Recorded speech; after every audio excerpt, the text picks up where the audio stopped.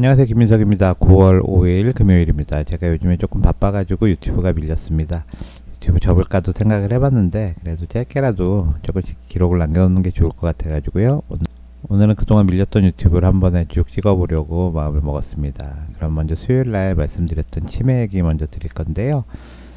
치매가 가장 두려운 병 중에 하나죠. 그래서 어떻게 하면 이제 치매에 걸리지 않을까 하는데, 과학적으로 밝혀진 건 이제 두 가지입니다. 하나는 운동하는 거고요, 하나는 클래식 음악 듣는 건데요.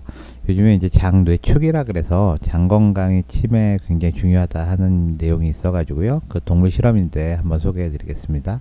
알츠하이머병, 뇌가 아닌 장에 답이 있을지도 모릅니다. 알츠하이머병은 뇌에 베타 아밀로이드라는 단백질이 오랫동안 쌓이면서 신경세포가 손상되는 병입니다.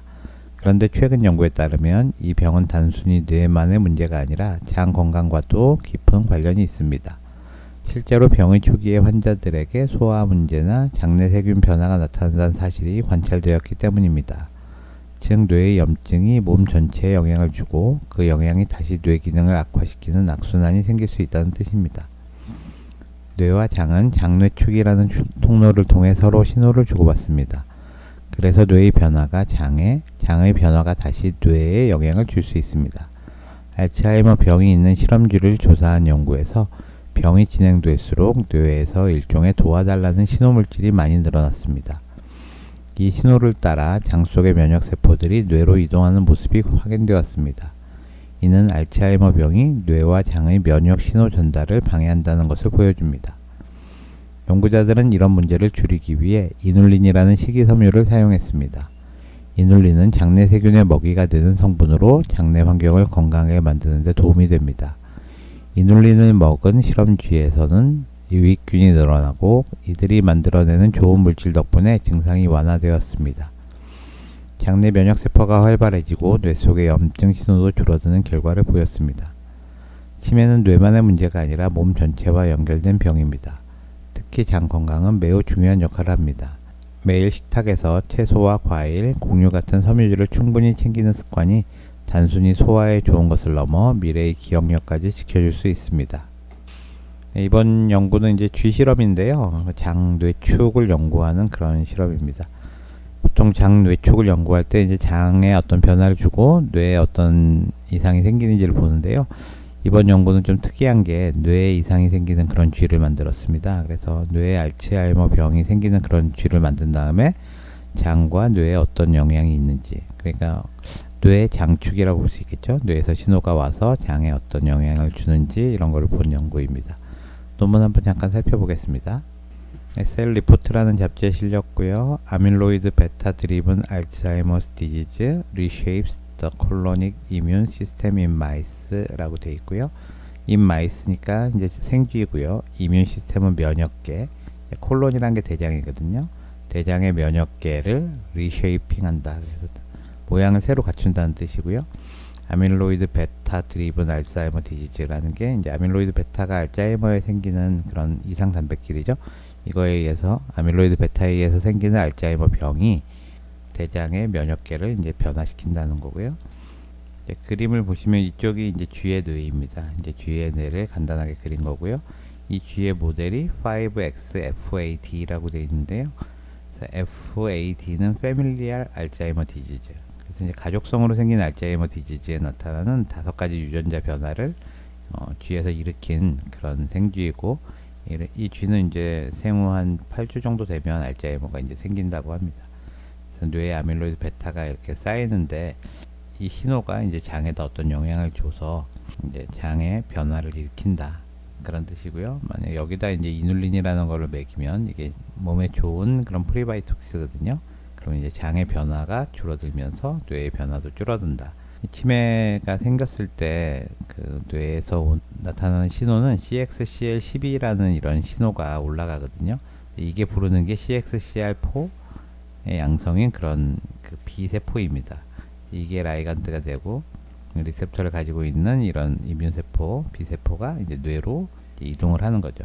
그래서 장에서는 CXCR4가 있는 안티바디를 분비하는 그런 세포가 이제 줄어든다는 거죠. 이게 이제 안티바디를 표시하고 있는데요.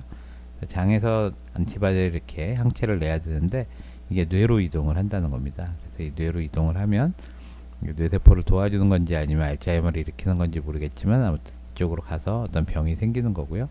이눌린이라는 그런 식이섬유를 먹게 되면 그런 변화가 줄어든다 하는 게 이번 논문입니다. 잠깐 한글 설명을 보시면은요, 알츠하이머 병은 아밀로이드 베타 침착에 의해서 나타나는데 질병 초기부터 위장 기능 장애 같은 것 또는 장내 미생물 변화 같은 게 나타난다. 그래서 장하고 뇌가 서로 연결이 되어 있다는 거를 이제 의심을 할 수가 있고요.